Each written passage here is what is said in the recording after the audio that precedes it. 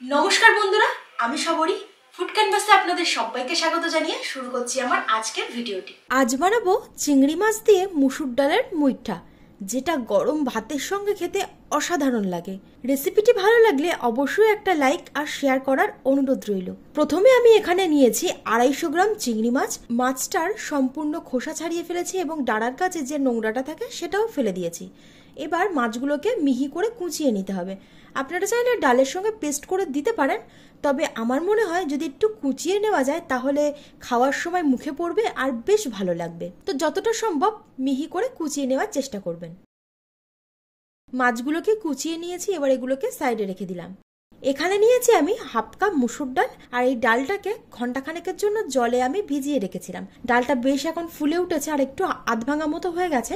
এবার একটা মিক্সিং কন্টেনারের মধ্যে ডালগুলোকে নিয়ে নিতে হবে। আপনারা চেষ্টা করবেন যতটা সম্ভব পারা যায় জলটা ফেলে দেওয়ার। সঙ্গে দিয়ে দিচ্ছি 4টে কাঁচা লঙ্কা, ছোট সাইজের ছিল তাই আমি 4টে দিলাম, আর দেব লবণ স্বাদ অনুযায়ী। আর কিন্তু কিছু লাগবে না। এবার ডালটাকে মিহি করে বেটে নিতে হবে। ডালটা এখানে বাটা হয়ে গেছে। একটা বড় পাত্রের মধ্যে আমি নিয়ে নিচ্ছি। এই ডালের মধ্যে অল্প একটু জল আমার থেকে গিয়েছিল, যার জন্য একটু পাতলা হয়ে গেছে। আপনারা চেষ্টা করবেন জলটা ঝরিয়ে নেওয়ার, যেন জল এক ফোঁটাও না থাকে।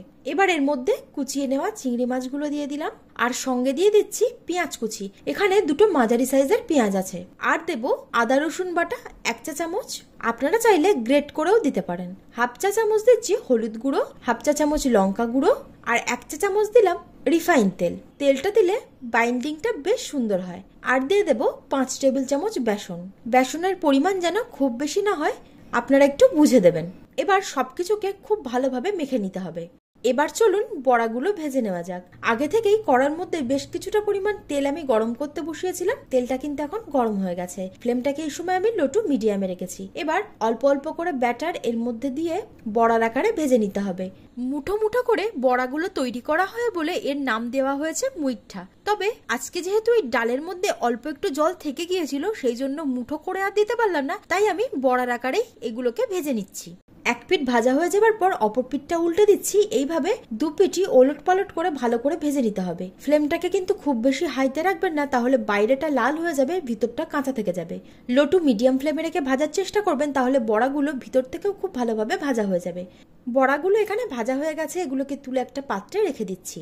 এবার বাকি যে ডালটা আছে তার থেকেও কিন্তু ঠিক এইভাবে বড়াগুলো ভেজে নেব। সমস্ত বড়াগুলো ভেজে নেওয়ার পর তেলের পরিমাণটা বেশি ছিল তাই তেলটা একটু কমিয়ে নিয়েছি। এবার আমি এর মধ্যে দিয়ে দিচ্ছি কেটে রাখা আলু। তো এখানে 4টে মাঝারি সাইজের আলু আছে, যেগুলোকে একটু বড় বড় টুকরো করে কেটে নিয়েছি। সঙ্গে দিয়ে দিচ্ছি হাফ চা চামচ লবণ আর হাফ চা চামচ হলুদ গুঁড়ো। তো এখানে আলুগুলোকে আমি লো টু মিডিয়াম ফ্লেমে রেখে ভেজে নিয়েছি। এগুলোকে তুলে একটা পাত্রে রেখে দেবো। এবার ওই একই তেলের মধ্যে ফোড়নের জন্য দিচ্ছি একটা তেজপাতা, একটা শুকনো লঙ্কা। লঙ্কাটাকে একটু ফাটিয়ে দিলাম, আর দিচ্ছি দুটো ছোট এলাচ, দুটো লবঙ্গ আর একটা দারচিনি। এবার ফোড়নটাকে লো ফ্লেমে রেখে কিছুক্ষণের জন্য ভেজে নেব। ফোড়নের থেকে সুন্দর গন্ধ আসতে শুরু করলে এর মধ্যে দিয়ে দিতে হবে পেঁয়াজ কুচি। এখানে দুটো বড় সাইজের পেঁয়াজকে মিহি করে কুচিয়ে নিয়েছি। এবার মিডিয়াম ফ্লেমে রেখে পেঁয়াজটাকে ভেজে নিতে হবে।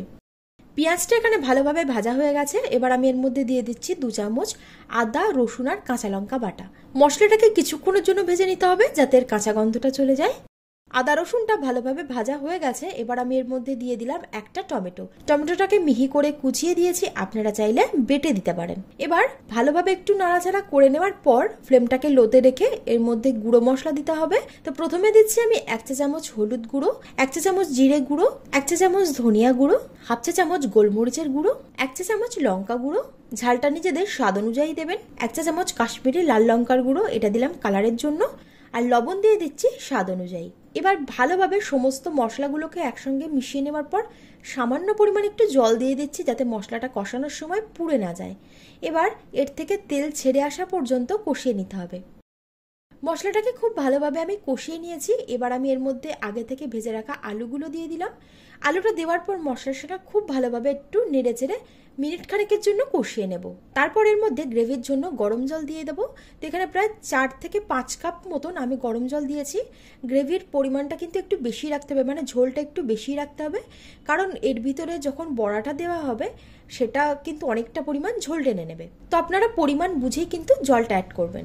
ভালোভাবে নাড়াচাড়া করে মিশিয়ে নেওয়ার পর ঢাকনা চাপা দিয়ে মিডিয়াম ফ্লেমে এটাকে 3 থেকে 4 মিনিটের জন্য ফুটিয়ে নিতে হবে, যতক্ষণ না আলুটা খুব ভালোভাবে সেদ্ধ হয়ে যাচ্ছে।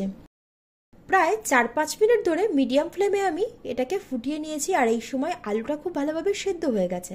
আলুটা যখন সেদ্ধ হয়ে যাবে তারপরই কিন্তু বড়াগুলো দিতে হবে। এখানে আমার গ্রেভির পরিমাণটা একটু বেশি আছে, কারণ আমি আজকে প্রায় 7-8 জনের জন্য রান্নাটা করছি। তো আপনারা যতটা পরিমাণ গ্রেভি রাখতে চান সেই হিসেবেই কিন্তু জলটা দেবেন।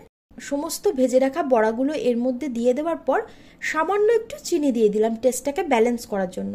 যদি চিনি দিতে অপছন্দ হয় তাহলে এটাকে স্কিপ করতে পারেন। ভালোভাবে নাড়াচাড়া করে নেওয়ার পর ঢাকনা চাপা দিয়ে লো ফ্লেমে প্রায় 10 থেকে 12 মিনিটের জন্য রান্না করে নিতে হবে। বড়াগুলো দেওয়ার পর হাই ফ্লেমে ফোটানোর কোনো প্রয়োজন নেই। লো টু মিডিয়াম ফ্লেম বা লো ফ্লেমে রান্নাটা করবেন, না হলে কিন্তু বড়াগুলো ভেঙে যেতে পারে। এবার আমি সবশেষে দিয়ে দিচ্ছি 1/2 চা চামচ গরম মশলা গুঁড়ো, আর দিয়ে দিলাম 4টে চিড়ে রাখা কাঁচা লঙ্কা। এটা দিলেও কিন্তু দুর্দান্ত একটা ফ্লেভার আসে। এবার ফ্লেমটাকে বন্ধ করে দেব, দিয়ে ঢাকনা চাপা দিয়ে 5 মিনিটের জন্য স্ট্যান্ডিং টাইমে রেখে দিলেই আমাদের চিংড়ি মাছ দিয়ে মুসুর ডালের মুইটা একদম রেডি। আজকের রেসিপি যদি আপনাদের ভালো লেগে থাকে তাহলে অবশ্যই একটা লাইক আর শেয়ার করার অনুরোধ রইল। আমার চ্যানেলের নতুন বন্ধু হলে চ্যানেলটা সাবস্ক্রাইব করে নেবেন, পাশে থাকা বেল আইকনটি অবশ্যই ক্লিক করে রাখবেন, তাহলে আমি আমার চ্যানেলে নতুন কোনো ভিডিও আপলোড করলে তার নোটিফিকেশনটাও আপনাদের কাছে পৌঁছে যাবে। আজ তবে এই পর্যন্তই, আবার হাজির হয়ে যাব নতুন একটা ভিডিও নিয়ে। আপনারা ভালো থাকবেন, সুস্থ থাকবেন, ধন্যবাদ।